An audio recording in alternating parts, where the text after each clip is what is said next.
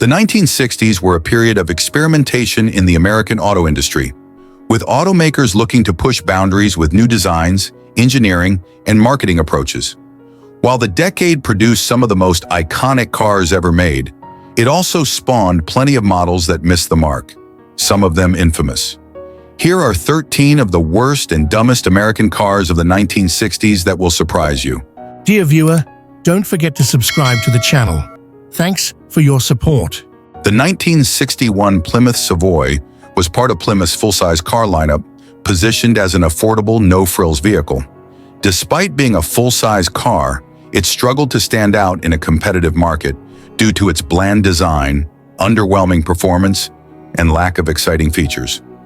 The Savoy's styling was unremarkable, featuring a boxy and utilitarian design that prioritized function over form.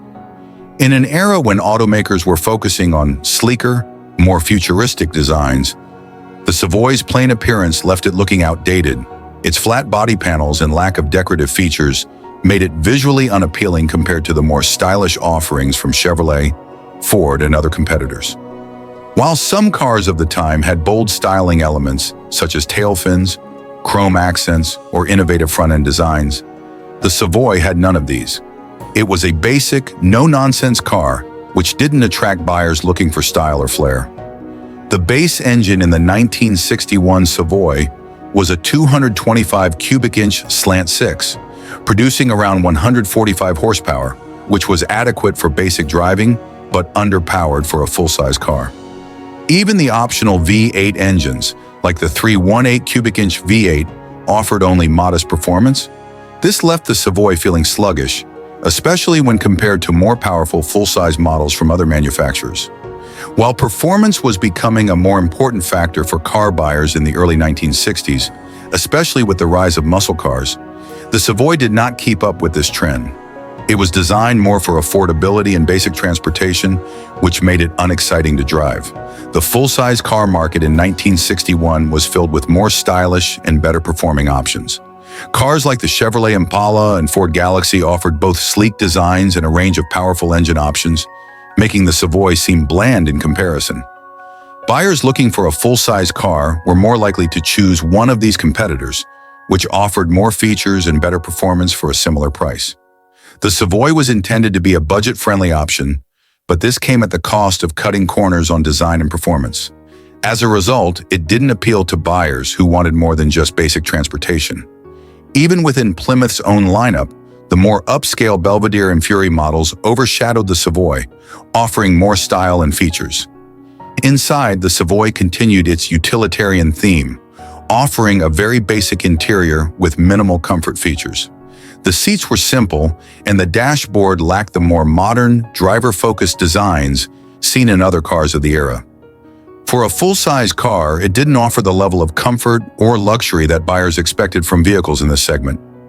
The Savoy was light on optional features, which further diminished its appeal to buyers who wanted more customization or advanced amenities.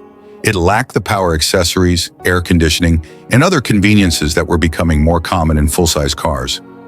While the Savoy did offer good fuel economy for a full-size car, especially with the slant-six engine, this wasn't enough to compensate for its lack of excitement. The car was often seen as boring, a practical vehicle for people who needed basic transportation, rather than a stylish or fun car to drive. Unlike other cars of the time that had a signature feature or standout design element, the Savoy didn't have anything that made it memorable. It was simply a car designed to get from point A to point B without fanfare. The Savoy's main selling point was its low price, making it accessible to a wide range of buyers.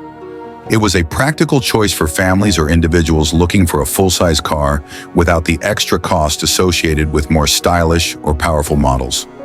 The Savoy's mechanical simplicity and the durability of the slant-six engine made it a reliable car for daily driving. It was known for being easy to maintain and inexpensive to repair.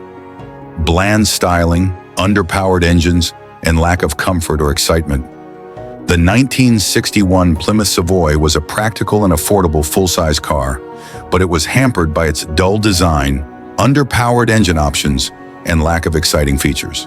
In a decade that emphasized style, power, and innovation, The Savoy's utilitarian approach made it feel out of place.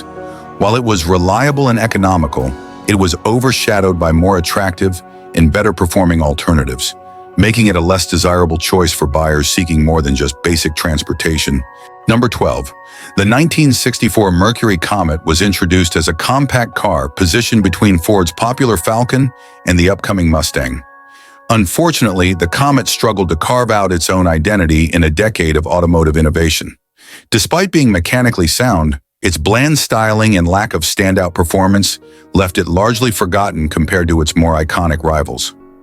The Comet shared much of its platform with the Ford Falcon, but the Falcon, already a sales success, was cheaper and had a more established reputation.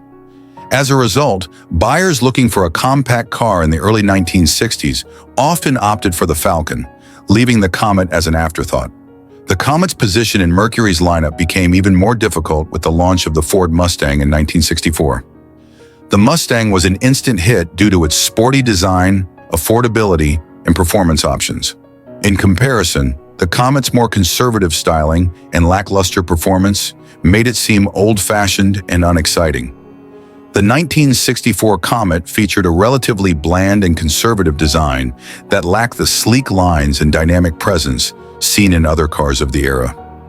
The exterior styling, while clean, was uninspired, with boxy proportions and a plain grille that failed to excite potential buyers. During a period when automakers were pushing the boundaries of design, the Comet remained visually stagnant. Its styling felt dated compared to the more futuristic and aggressive designs of competitors like the Mustang or even the Chevrolet Corvair. The lack of bold design cues made the Comet feel dull and forgettable in an era where style was a major selling point. The Comet was available with a range of engines, but the base models featured the same underpowered inline-six engines as the Falcon, which produced around 101 horsepower. Even the larger V8 options didn't deliver the thrilling performance expected from a compact car in a market that was increasingly focused on speed and power. While some competitors were offering high-performance variants, like the Mustang's V8-powered versions, the Comet didn't really capitalize on the emerging muscle car trend in its early years. Mercury offered the Comet Cyclone as a performance model later on, but by then, the competition had already left the standard Comet models in the dust. The Comet was positioned as a more upscale compact compared to the Falcon, but it didn't have the luxury features or performance to justify a higher price. It also didn't have the sportiness of the Mustang, making it difficult for buyers to see its value. The Comet lacked a clear identity. It wasn't sporty enough for performance enthusiasts, and it wasn't luxurious enough to appeal to those seeking a premium compact car. As a result, it often found itself caught between two markets without a strong appeal to either. The 1960s were a time of rapid innovation in the automotive industry, with the rise of muscle cars, sleek new designs, and advances in performance. The 1964 Mercury Comet, with its modest performance and unremarkable styling, failed to keep up with these trends. While other cars of the era were becoming iconic for their speed, style, or innovation, the Comet remained bland and forgettable. Cars like the Pontiac GTO, Chevrolet Camaro, and Ford Mustang dominated headlines and sales charts during the mid-1960s, offering exciting performance and styling. The Comet, in comparison, was far too conservative to stand out in such a dynamic market. The interior of the Comet was simple and functional, but it lacked the flair or luxury that many buyers were starting to expect, even in compact cars. While competitors were offering more advanced features and more stylish interiors, the Comet's cabin felt plain and outdated. There were no unique or innovative features inside the Comet to set it apart. This was a time when buyers were increasingly looking for more than just basic transportation. They wanted style, comfort, and features, which the Comet struggled to provide. Despite its shortcomings, the Comet was based on a reliable platform shared with the Ford Falcon, and it was generally dependable. Its simplicity made it easy to maintain, which appealed to some buyers. The Comet Cyclone performance variant introduced in later years offered more power and sportiness, but this wasn't enough to boost the overall appeal of the earlier standard models. The 1964 Mercury Comet suffered from an identity crisis, Caught between being a more luxurious compact car and a performance-oriented vehicle, but failing to excel at either. Its conservative design, lack of standout features, and mediocre performance made it forgettable in a decade filled with iconic automotive innovations. Though reliable, the Comet was overshadowed by the success of the Ford Falcon and Mustang, and it didn't have the flair or power to compete with more exciting options on the market. Number 11. The 1968 Chevrolet Nova base model marked a shift in Chevrolet's compact car lineup, moving away from the Chevy 2 nameplate toward a more streamlined and modern design.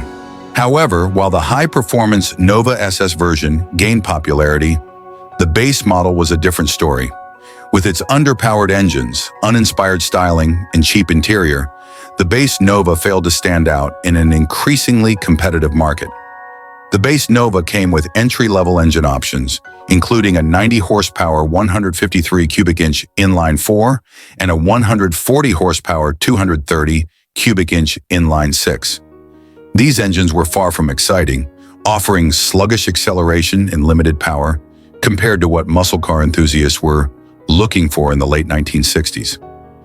At a time when cars like the Chevrolet Camaro and Ford Mustang were wowing buyers with high-horsepower V8s, the base Nova's underwhelming performance made it feel completely outclassed. It was marketed as an affordable, no-frills compact, but it lacked the thrilling driving experience that other cars were offering in the same price range. The 1968 Nova's redesign introduced cleaner lines and a more modern look compared to its predecessor, but the base model still came across as bland. It lacked the distinctive features that defined some of its competitors.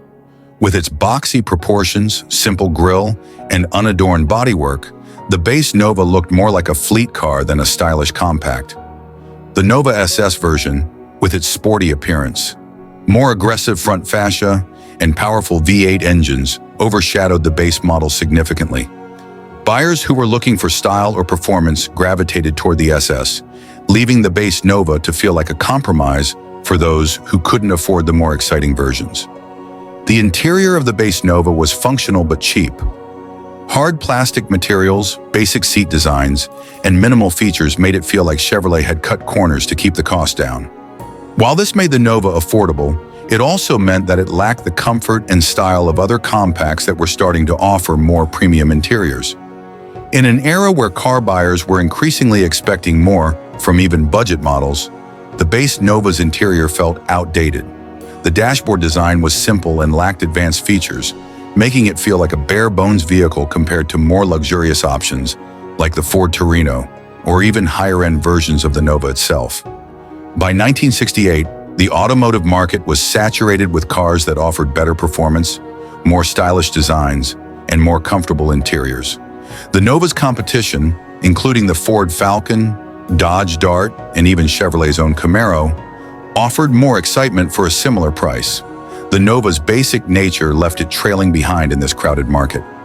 As the muscle car craze was heating up, the Nova was marketed as an economy car, which put it at odds with consumer demand for power and speed.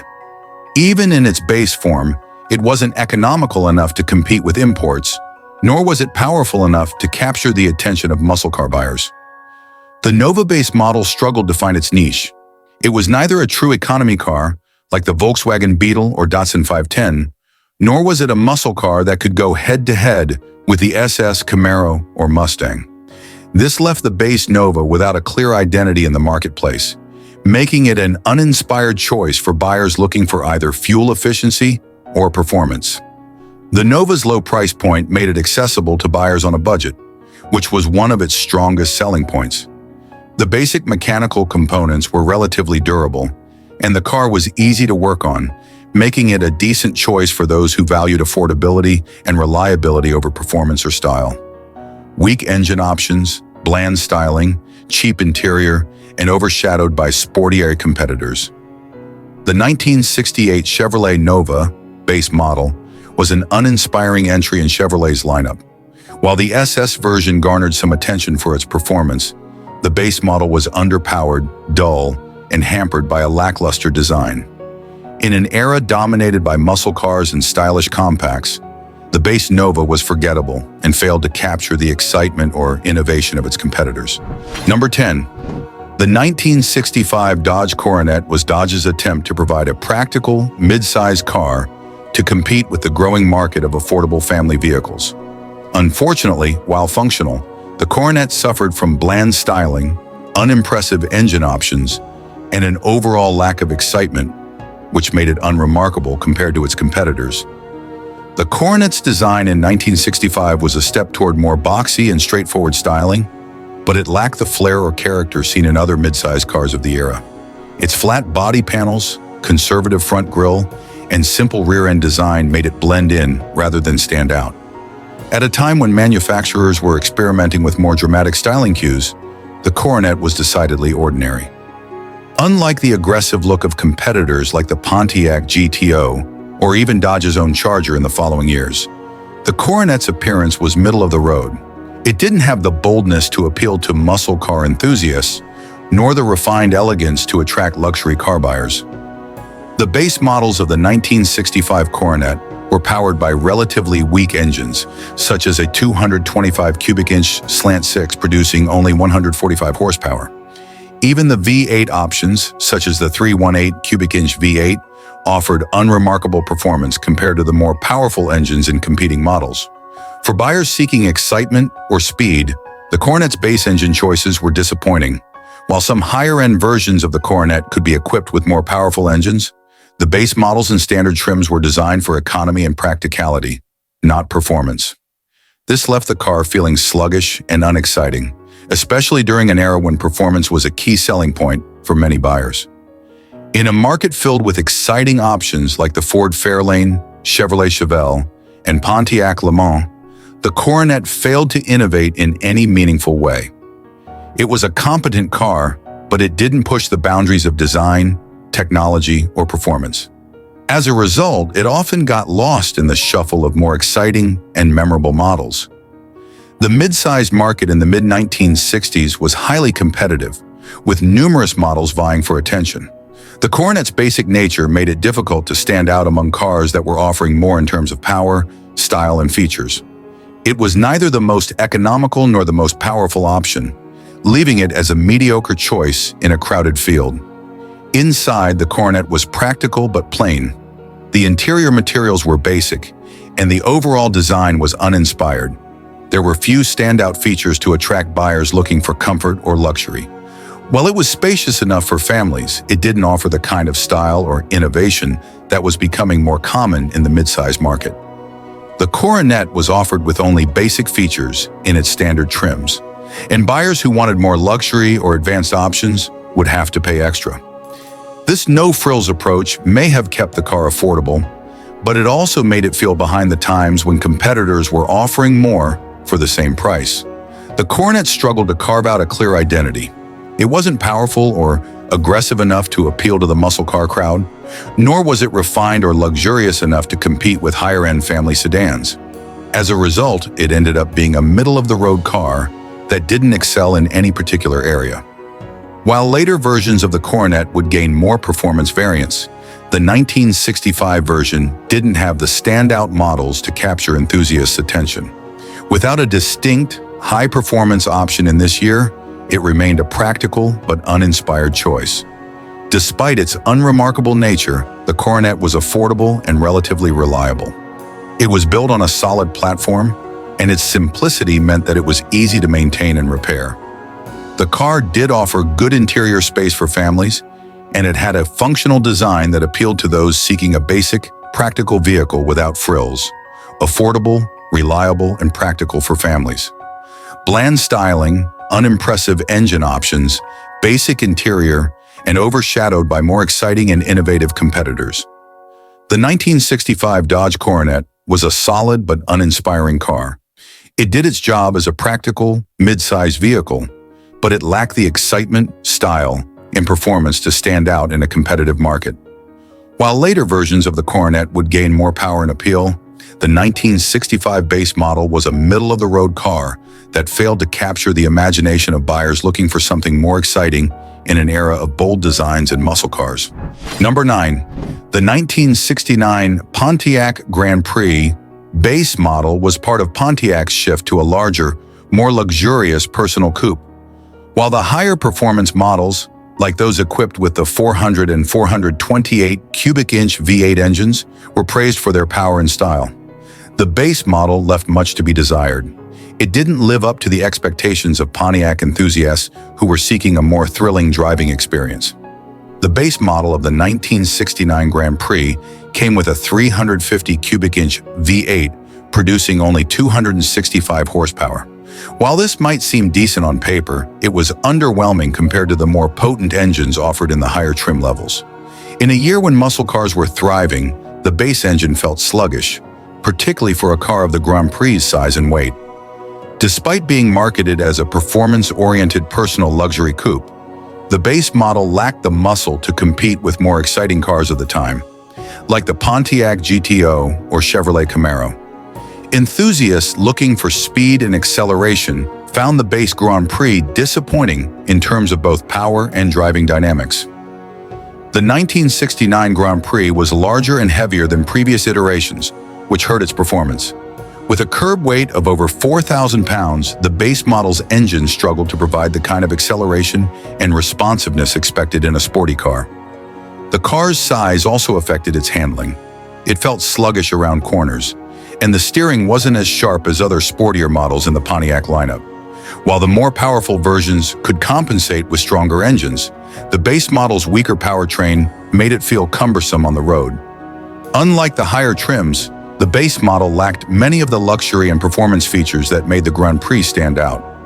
Items like upgraded interiors, power accessories, and sportier suspension setups were optional rather than standard, making the base version feel stripped down and lacking in refinement. While the Grand Prix was marketed as a personal luxury car, the base model's interior didn't reflect that. It was basic, with fewer amenities compared to higher trims. Buyers who opted for the base version didn't get the plush feel that was becoming expected in personal luxury cars, making it less appealing for those seeking comfort as well as performance. The 1969 Grand Prix base model struggled to define itself. It was marketed as both a performance coupe and a luxury vehicle, but it didn't excel in either category. The lack of power and standard features made it feel like a compromise, without delivering the thrill of a muscle car or the comfort of a true luxury coupe. In 1969, there were plenty of muscle cars and personal luxury coupes that delivered more power and better features than the base Grand Prix. Cars like the Chevrolet Monte Carlo, Ford Thunderbird, and even the Buick Riviera provided a better balance of performance and luxury, leaving the base Grand Prix in the shadows. Pontiac had built a reputation for producing exciting cars with bold designs and powerful engines, like the GTO and Firebird. However, the base model Grand Prix didn't live up to this legacy. Its lackluster performance and features were a letdown for buyers expecting the same level of excitement and performance that Pontiac had become known for. Despite its performance shortcomings, the 1969 Grand Prix had a sleek, long-nosed design that gave it an aggressive stance. Its bold styling, including the signature beak front end, was one of its strong points. The base Grand Prix was a comfortable cruiser for long-distance driving, with a smooth ride and enough space for passengers. For buyers looking for a relaxed, comfortable drive rather than performance, it was adequate. Stylish design, comfortable highway ride, affordable compared to higher trims. Weak base engine, lack of standard features, poor handling, overshadowed by more exciting cars. The 1969 Pontiac Grand Prix base model failed to deliver the excitement and performance that buyers expected from a Pontiac. While the higher performance versions had more to offer, the base model lacked the power, features, and handling to compete with other performance coupes and muscle cars of the era. It was a car that tried to do many things but ended up being neither a true luxury car nor a true performance machine. Number 8, the 1968 AMC Rebel base model was AMC's mid-sized offering during a period when muscle cars and bold designs dominated the automotive market. However, the base model Rebel didn't stand out, largely due to its unremarkable performance and uninspired styling. While AMC's Rebel had potential with its higher performance variants, the base model felt lackluster and failed to capture the attention of car buyers in the late 1960s. The base Rebel came with a standard 232 cubic inch inline-six engine, which produced only 145 horsepower. This power output was unimpressive, especially when compared to the V8-powered muscle cars that dominated the market at the time. The base model struggled to deliver the kind of excitement that buyers were increasingly seeking in the late 60s. With such a small engine, the base Rebel was slow to accelerate, and its top speed was nothing to boast about. In a time when cars like the Pontiac GTO, Ford Mustang, and Chevrolet Camaro were pushing the limits of power and speed, the Rebel's base engine left it trailing far behind. The 1968 Rebel's design was conservative and uninspired. It lacked the bold styling that characterized many of its competitors, making it easy to overlook in a showroom filled with more eye-catching vehicles. While AMC was known for being a bit more conservative with its styling choices, the base Rebel was particularly plain, which hurt its appeal. Unlike some of AMC's more interesting designs like the AMX or even the Javelin, the Rebel was devoid of exciting design cues. It had a boxy shape with none of the sleek, aggressive lines that were popular at the time. The car didn't project any sense of performance or excitement, which made it fade into the background. The late 1960s was a time of fierce competition in the midsize market, with vehicles like the Chevrolet Chevelle, Ford Fairlane, and Plymouth Satellite offering more powerful engine options, better styling, and a broader appeal. The base Rebel simply didn't have enough going for it to compete with these more established and popular models. While AMC had carved out a niche with some of its more quirky and innovative vehicles, the base model Rebel was seen as somewhat of a generic offering. It didn't introduce any groundbreaking features or performance upgrades, making it feel like an afterthought compared to more innovative models from rival manufacturers. The base model Rebel's interior was practical but bland. It didn't offer many of the comfort or luxury features that were becoming standard in other cars of the era. The materials used were basic, and the overall design lacked the refinement that buyers were starting to expect from midsize sedans. Buyers who opted for the base model didn't get the range of options available in more premium models. While the Rebel could be equipped with better engines and additional features, the base version felt stripped down and unremarkable, with little to offer in terms of luxury or convenience. The base Rebel didn't leave a lasting impression on the automotive world. While some AMC vehicles have gone on to achieve cult status or at least be remembered for their unique qualities, the base model Rebel wasn't among them. It was largely forgotten as it didn't have the standout performance, design, or innovation to leave a mark. The late 1960s was dominated by muscle cars and bold designs. The base Rebel, with its weak engine and plain styling, simply couldn't keep up with the more powerful and stylish cars of the era, making it easy for buyers to pass it over in favor of more exciting options. One of the Rebel's few strengths was its affordability. For buyers looking for a basic, no-frills vehicle, the Rebel provided a practical, economical option. The base engine, while underpowered, was fairly reliable. The Rebel was known for being a durable vehicle that could get the job done for those who weren't concerned with high performance or flash. Weak engine, uninspired design, lack of features, overshadowed by competition. The 1968 AMC Rebel base model was a practical but uninspiring car that failed to stand out in a highly competitive market. With its weak engine, bland styling, and minimal features, it faded into obscurity, overshadowed by the more powerful and stylish vehicles of the late 1960s. While it served its purpose as a basic, affordable sedan, it didn't leave a lasting impression or earn a place among the iconic cars of the era. Number 7. The 1961 Chrysler Windsor was part of Chrysler's full-size lineup and followed the trend of oversized, heavily styled cars of the early 1960s. Although Chrysler aimed to position the Windsor as a luxury vehicle, it struggled with a variety of issues that prevented it from gaining much popularity or a lasting legacy.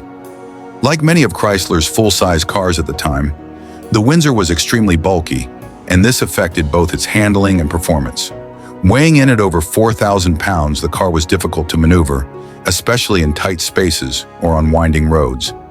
Its massive size was impractical for many buyers, especially those who wanted a more nimble and responsive vehicle. The 1961 Windsor featured exaggerated styling that some considered gaudy or awkward. The car had large tail fins, a massive front grille, and an overall design that lacked cohesion. While the forward-look styling from the previous decade had been innovative, by 1961 it felt outdated and excessive. The Windsor's design didn't age well and failed to attract younger buyers. Despite Chrysler's attempt to make the Windsor look like a high-end luxury vehicle, the design was polarizing. Many buyers found it unattractive, and the car struggled to compete aesthetically with sleeker, more stylish models from other manufacturers. The Windsor's sheer size and weight contributed to its poor handling. The car felt sluggish and difficult to control, especially when compared to more responsive competitors. Its soft suspension, while intended to provide a comfortable ride, instead created a disconnected, wallowy driving experience that made it challenging to handle on anything other than straight roads. Due to its weight, the Windsor's braking system often felt inadequate. Stopping distances were long, and the car struggled in emergency braking situations. This made the Windsor less safe to drive, particularly for those used to more agile vehicles. The Windsor came equipped with a 361 cubic inch V8 engine that produced around 265 horsepower. While that might sound respectable, it wasn't enough to make up for the car's excessive weight, resulting in underwhelming acceleration and overall performance. In an era when powerful engines were becoming a key selling point, the Windsor's performance felt sluggish and uninspired. Chrysler was attempting to market the Windsor as a combination of luxury and performance, but it didn't truly excel in either category. The performance was dull for a V8-powered car, and the luxury features weren't enough to justify the Windsor's high price tag. By the early 1960s, the automotive market was becoming more competitive, with several manufacturers offering stylish, powerful, and well-handling full-size cars. The Windsor simply didn't stack up against rivals from Ford, Chevrolet, or even other Chrysler models, all of which offered better performance and more appealing styling. Chrysler tried to position the Windsor as an entry-level luxury car, but it didn't have the refinement or sophistication to justify this image. Many potential buyers opted for more polished competitors like the Cadillac Series 62 or Buick Electra, which offered true luxury experiences without the Windsor's drawbacks. While the Windsor was a large, comfortable car, it lacked the innovation that was beginning to define the early 1960s automotive landscape. Chrysler's engineering at the time wasn't pushing boundaries, and the Windsor felt like a rehash of older designs rather than something new or exciting. Despite being marketed as a more luxurious option, the Windsor's interior was basic compared to other cars in the luxury category. The materials used weren't of the highest quality, and it lacked the upscale features buyers were beginning to expect in high-end cars. Comfortable ride due to its soft suspension, large interior space for passengers, bulky design, poor handling, underwhelming performance, outdated styling, lack of luxury features compared to rivals. The 1961 Chrysler Windsor was a classic example of Chrysler's struggle to balance size, performance, and luxury. While it provided a smooth and comfortable ride, it suffered from awkward styling, poor handling, and underpowered performance, which left it lagging behind its competitors. Its outdated design and lack of innovation made it feel like a relic in a rapidly evolving automotive landscape, and it failed to capture the excitement or interest of buyers at the time. Number 6. The 1967 Ford Ranchero base model was part of the second generation of Ford's car-truck hybrid, aimed at combining the utility of a pickup with the comfort of a car. While the concept was innovative, the base model suffered from several shortcomings that held it back. The base Ranchero came equipped with a 170 cubic inch inline-six engine, which produced only 105 horsepower. This engine was severely underpowered, especially considering the vehicle's size and its intended utility. It lacked the punch of a muscle car and couldn't compete with more powerful trucks or sportier vehicles. With its weak engine, the Ranchero struggled with acceleration, making it sluggish both on highways and when carrying any kind of load. In an era when buyers were seeking either power or performance, The base model Ranchero failed to deliver on both fronts. The 1967 Ranchero carried over many of the design elements from previous years, and by the late 1960s, it looked dated. The base model lacked the chrome accents, sporty trim, and bold design cues that buyers expected from vehicles in this era. Without the visual flair of a muscle car or the rugged look of a truck, the Ranchero base model came across as bland and uninspired. The Ranchero's car-truck hybrid nature gave it an identity crisis.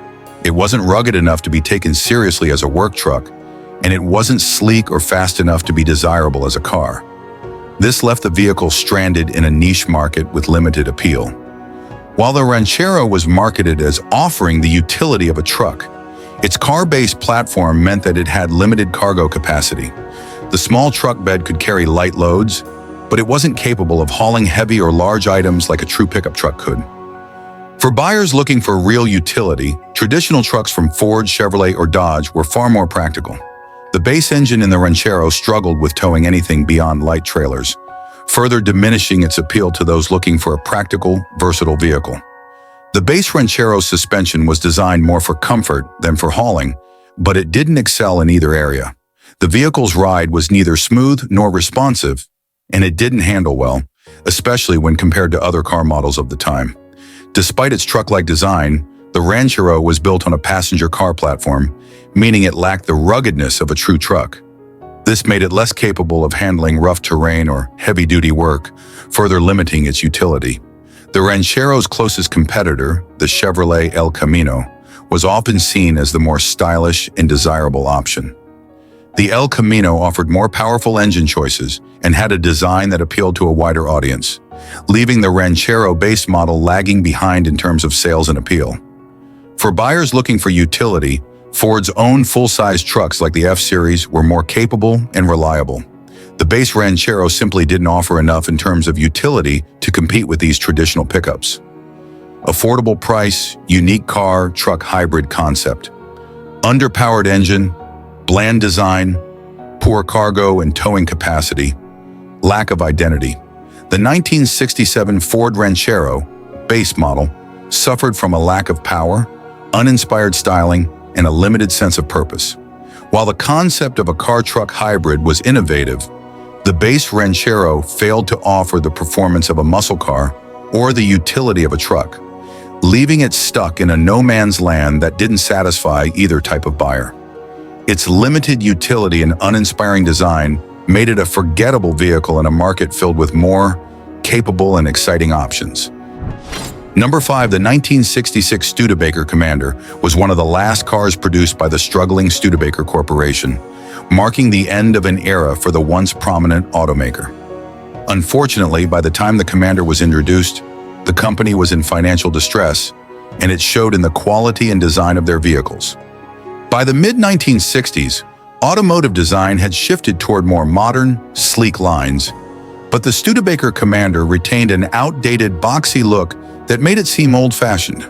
It lacked the bold, futuristic designs that competitors like Ford, Chevrolet, and Chrysler were producing at the time, leaving the Commander visually out of touch. Much of the design was a carryover from earlier models.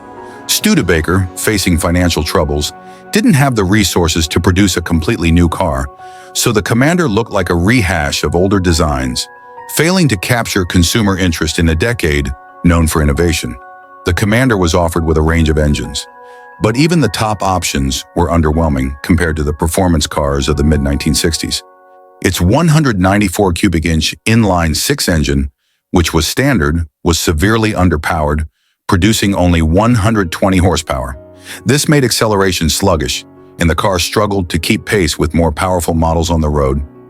While competitors were offering high-performance V8 engines that defined the muscle car era, the Commander stuck with smaller, less powerful engines, which made it unappealing to performance-minded buyers. As Studebaker's finances deteriorated, so did the quality of their cars. The Commander was notorious for its cheap, poorly made interior, with low-quality materials that didn't last. Fit and finish were subpar, and many owners reported problems with rattling, misaligned panels and other signs of shoddy craftsmanship. The car was plagued by mechanical problems. Engine issues, electrical faults, and transmission troubles were common, leaving owners frustrated with constant repairs. Studebaker's declining resources meant that quality control suffered, and it showed in the Commander's reputation for unreliability. The Commander lacked any distinctive features that would set it apart from its competition. At a time when automakers were pushing the envelope with new technologies and designs, the Commander was simply a bland, forgettable sedan that offered little innovation or excitement. Studebaker didn't have the capital to invest in significant updates or technological advancements for the Commander, making it feel like a car from an earlier era in terms of both design and features. The big three automakers were dominating the market with cars that offered better performance, more modern designs, and higher build quality. Compared to cars like the Ford Falcon, Chevrolet Chevelle, or Dodge Dart, the Studebaker Commander felt obsolete. While Studebaker positioned the Commander as an affordable option, its poor quality and lack of performance made it a bad value for the money. Buyers could get much more car for their dollar by going with a competitor's model. By 1966, Studebaker was in a death spiral, and the Commander was a reflection of that. The company's production had already shifted to Canada, and it was clear that their days as an automaker were numbered.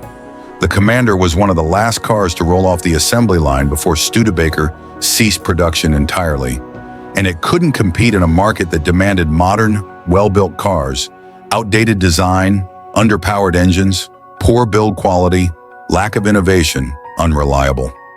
The 1966 Studebaker Commander was a final, desperate attempt by Studebaker to stay afloat in a competitive automotive market. Unfortunately, it was plagued by an outdated design, underpowered engines, and poor build quality, all of which contributed to its failure. In an era of exciting muscle cars and innovative sedans, the Commander was simply outclassed, and it marked the end of the road for Studebaker as a car manufacturer. Number 4. The 1960 Oldsmobile Super 88 was a full-size car that struggled to keep pace with the changing automotive landscape. It was part of Oldsmobile's Super 88 line, which aimed to offer luxury and performance. But by 1960, it had become a cumbersome and uninspiring option, especially in a decade that would soon focus on sleek designs and more performance-oriented vehicles. At over 4,000 pounds, the Super 88 was one of the heavier cars on the market, contributing to poor handling and a sluggish driving experience. Its large size made it difficult to maneuver, especially in urban environments, and it felt outdated compared to the smaller, nimbler cars that were becoming more popular. The car's excessive weight also resulted in soft suspension and poor handling, making it difficult to drive on winding roads or at higher speeds. While the Super 88 had decent straight-line performance, it was cumbersome and unresponsive in corners, diminishing the driving experience. The 1960 Super 88 featured a more conservative design compared to the more exciting, futuristic styles emerging from competitors. Oldsmobile kept elements of the 1950s styling, including tail fins and large chrome accents, but by 1960, these were starting to feel passé. As the industry moved toward more minimalist and modern looks, the Super 88 looked bulky and overdone. The styling was heavily influenced by the chrome-heavy, overly adorned designs of the late 1950s. While some buyers may have appreciated the luxury cues, others found the design to be gaudy and excessive. The Super 88 failed to evolve with the streamlined, performance-oriented aesthetics of the early 1960s. While the Super 88 was equipped with a 394 cubic inch V8 engine that produced around 315 horsepower, it wasn't enough to overcome the car's excessive weight. The car was slower to accelerate and less agile compared to lighter performance vehicles of the time. Muscle cars were on the rise, and the Super 88's size and power combination left it feeling sluggish. While other cars in the early 1960s were increasingly focused on performance and handling, the Super 88s seemed stuck in the past with its emphasis on size and luxury over speed and driving dynamics. It couldn't compete with cars that delivered a more exhilarating driving experience, such as the Ford Galaxie 500 or Pontiac Bonneville. Like many large American cars of the era, the Super 88 was a gas guzzler, with its large V8 engine delivering poor fuel efficiency. At a time when some buyers were beginning to consider fuel economy, the Super 88's thirst for gasoline made it an impractical choice for many drivers, especially with rising fuel costs in the following years. In 1960, automakers like Ford, Chevrolet, and Chrysler were starting to innovate with more exciting designs and performance features. For example, the Chevrolet Impala and Pontiac Catalina were sportier, more agile, and offered better handling than the lumbering Super 88. Meanwhile, Chrysler was advancing with its forward-look styling, leaving the Oldsmobile design language feeling old-fashioned. The Super 88 was positioned as a premium offering in Oldsmobile's lineup, but it failed to deliver either a true luxury experience or an exciting performance edge. It didn't provide the refinement and exclusivity of Cadillac, nor did it have the sportiness of a Pontiac or a Chevrolet, leaving it in an awkward middle ground that didn't appeal strongly to either luxury or performance buyers. Large V8 engine and a comfortable ride for highway cruising. Excessive weight, poor handling, dated styling, and unimpressive performance relative to competitors. The 1960 Oldsmobile Super 88 was a heavy, lumbering vehicle that struggled to keep up with the more streamlined and performance-focused cars emerging in the early 1960s. Its size and weight led to poor handling and a sluggish driving experience, while its dated styling and excessive bulk made it seem out of place in an era moving towards sleeker designs and faster cars. As a result, it failed to capture the excitement of the muscle car era or the elegance of more refined luxury vehicles. Number 3. The 1969 Buick LeSabre was a full-size sedan that epitomized the challenges faced by American automakers as they transitioned into the more performance-oriented automotive market of the late 1960s. While it aimed to deliver a blend of luxury and comfort, it fell short in several key areas, leaving it less competitive against its rivals. The LeSabre was a large car, weighing in at over 4,000 pounds. This bulk contributed to a cumbersome driving experience, making it difficult to navigate in tighter spaces or during heavy traffic. Its size often felt unwieldy, especially compared to smaller, sportier offerings emerging from competitors. The design of the 1969 LeSabre was conservative and uninspired. With its boxy silhouette and lack of distinctive styling cues, it failed to make an impression among the more stylish and innovative vehicles of the era. The aesthetics felt outdated even at the time of its release, lacking the flair and excitement that buyers were beginning to crave. While the LeSabre was equipped with a 350 cubic inch V8 engine that produced around 250 horsepower, this power was insufficient to make the car feel lively or engaging. The combination of weight and a lack of horsepower made for a sluggish driving experience, particularly when compared to rival models that offered more robust performance.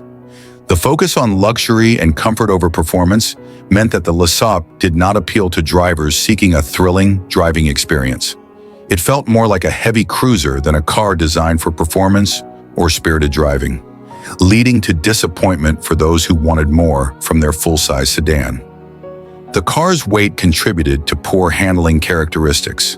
The steering was often described as vague and unresponsive, making it difficult to feel confident when navigating corners or winding roads. This handling issue, combined with the car's size, led to a less than pleasant driving experience. While the LeSabre provided a comfortable ride on smooth highways, its handling shortcomings meant that it struggled on less than perfect road conditions. The suspension system, while designed for comfort, was not equipped to handle dynamic driving situations, making it feel cumbersome and less enjoyable overall. During the late 1960s, several full-size cars were gaining popularity for their combination of style and performance, including the Chevrolet Impala and Ford Galaxy. These models offered more engaging driving experiences and sleeker designs, making the LeSabre seem like an afterthought in a competitive market. As consumer preferences shifted toward performance-oriented vehicles and sporty designs, the LeSabre's focus on comfort and bulk made it less appealing to a new generation of buyers looking for excitement in their cars. Bulky design, dull styling, lack of performance, poor handling. The 1969 Buick LeSabre struggled to find its place in an evolving automotive landscape, where performance and style were becoming increasingly important. Its large size and bulk made it cumbersome to drive, while its uninspired design and underwhelming performance left it overshadowed by competitors that offered a more dynamic driving experience. Ultimately, the LeSabre's inability to adapt to changing market demands made it less relevant in a time when consumers were beginning to prioritize excitement and performance in their vehicles. Number 2. The 1964 Ford Galaxy was a full-size car that, while well-regarded in some of its higher performance variants, suffered from significant shortcomings in its base model. Designed during a time when American car buyers were increasingly drawn to powerful and stylish vehicles, the base Galaxy failed to meet these expectations. The base model typically came with a less powerful engine option, such as the 240 cubic inch six-cylinder or the 289 cubic inch V8, which produced around 200 horsepower. This was significantly lower than the more powerful options available in the lineup, resulting in a car that felt slow and uninspired, especially when compared to rivals that offered more robust engine choices. The Galaxy was marketed as a full-size car with potential for performance, but the base model lacked the muscle and excitement that enthusiasts expected. It couldn't compete with the sportier models from Ford or other manufacturers that were capturing the attention of performance-minded buyers. The styling of the base Galaxy was conservative and somewhat generic, lacking the distinctive features that made higher-end models stand out. While it maintained the classic full-size sedan proportions, it didn't incorporate any design elements that would draw attention or evoke excitement. In a decade where many automakers were pushing the envelope with bold designs, the Galaxy's base model appeared dull and unremarkable. Competitors like the Chevrolet Impala and Pontiac Catalina offered more visually appealing options that attracted buyers looking for style as well as substance.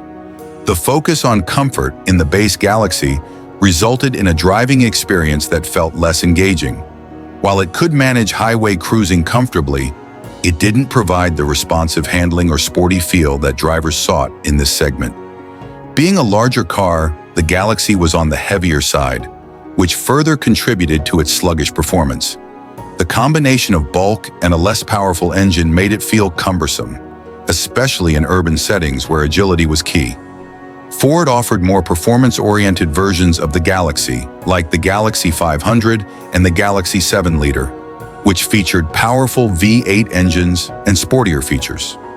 This made the base model feel even more lackluster in comparison, as buyers were often tempted by the excitement of the higher-end models. By the mid-1960s, the automotive market was rapidly shifting toward muscle cars and performance-oriented vehicles. The base Galaxy's lack of a performance edge left it lagging behind competitors who were better tuned to the changing tastes of consumers.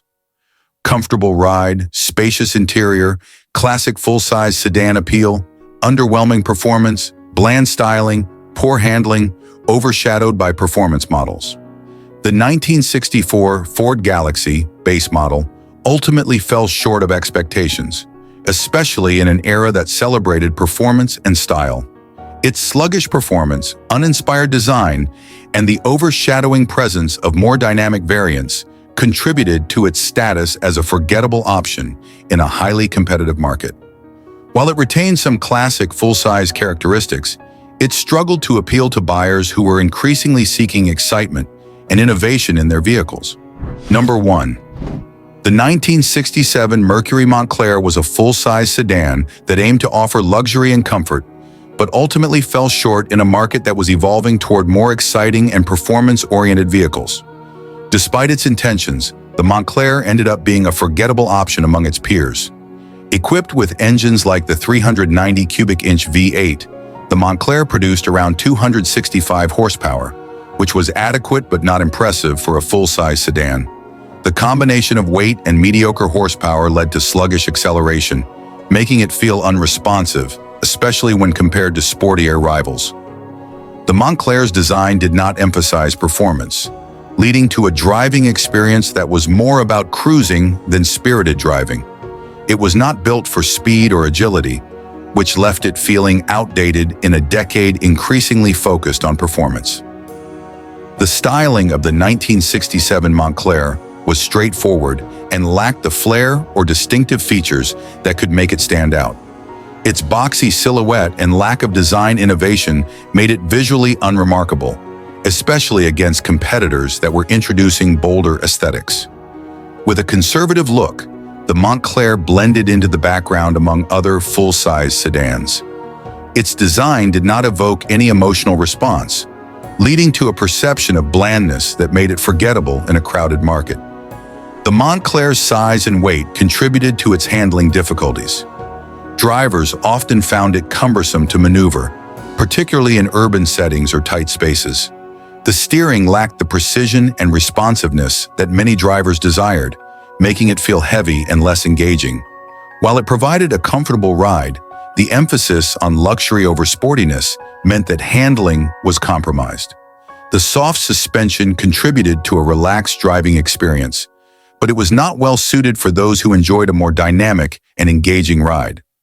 In 1967, models like the Chevrolet Impala and Ford Galaxy were capturing consumer attention with their performance and styling. These competitors offered a blend of excitement and practicality that the Montclair struggled to match, making it feel outdated.